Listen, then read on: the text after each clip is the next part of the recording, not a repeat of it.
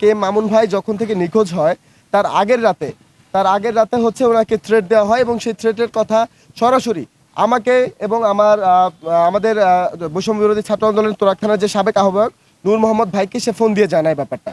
তো ওনাকে থ্রেট দেওয়া হয়েছে এবং তো সে আমাদেরকে জানিয়েছে যে ভাই আমি তো একটু ভীত আছি, আমাকে থ্রেট দেওয়া হয়েছে।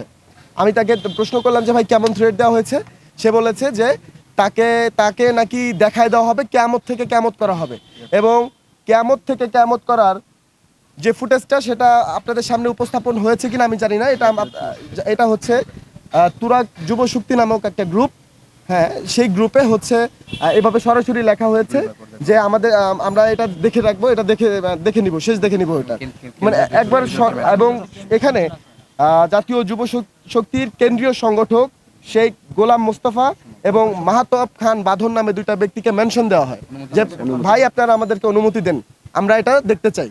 কে মামুনকে উদ্দেশ্য করে কথাটা বলা হয়েছে। মামুনকে বলার কারণ হচ্ছে একটাই যে এখানে আমাদের উত্তরার যে যুব শক্তির কমিটি মানে যে ভাইয়েরা আছে, অনেকে আছে সেন্ট্রাল এবং অনেকে আছে তারা এখন সমর্থন করে কাজ করতেছে, স্টিল নাও কাজ করতেছে পরিচয় বহন করে, যদিও তাদের কোনো কমিটি নাই।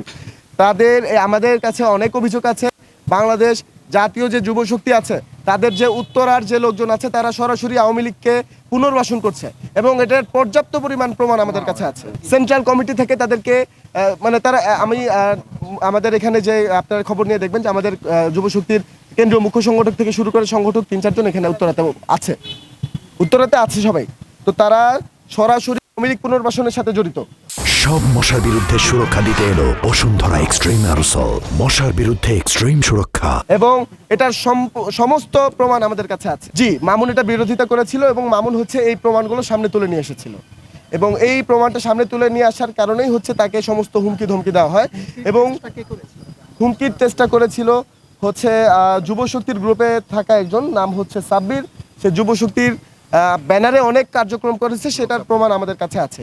আচ্ছা, আওয়ামী লীগের প্রথমত হচ্ছে আমরা একটা জিনিসকে দেখেছি যে সেটা হচ্ছে আমাদের আন্দোলন, জুলাইয়ের আন্দোলন শুরু হয়েছিল 16 তারিখে আমাদের উত্তরাতে, মেইনলি 16 তারিখে শুরু হয়েছিল এবং জুলাই মাসের 29 তারিখে উত্তরা পশ্চিম থানার যুব প্রজন্ম লীগের যে কমিটি হয়েছে সেই কমিটির যে সভাপতি নাম হচ্ছে সাব্বির, তাকে যুব শক্তিতে পুনর্বাসন করা হয়েছে। এই সাব্বিরই কি তাহলে ওই হুমকিটা দিয়েছে? জি, সাব্বির হুমকিটা দিয়েছিল এবং আমরা জি উনি সভাপতি ছিল, রানিং সভাপতি ছিল এবং উনি যে ছাত্রদের উপর আক্রমণ করতেছে এটার ক্লিয়ার ফুটেজ আমাদের কাছে আছে যে তিনি ছাত্রদেরকে মারতেছে এবং এটা প্রশাসনকে দেওয়া হয়েছে। আমরা সাসপেক্ট হিসেবে তাকে আমরা প্রথমে দিয়ে এসেছি যে সে হুমকি দিয়েছে, সে ছাত্রলীগের মানে প্রজন্ম লীগের ছিল, লীগের দোসর, সে এইসব করতেই পারে, আমরা সাসপেক্ট হিসেবে তাকে দিয়েছি।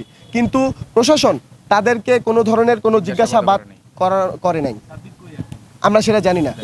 তার ফোন আমরা বন্ধ পাচ্ছি।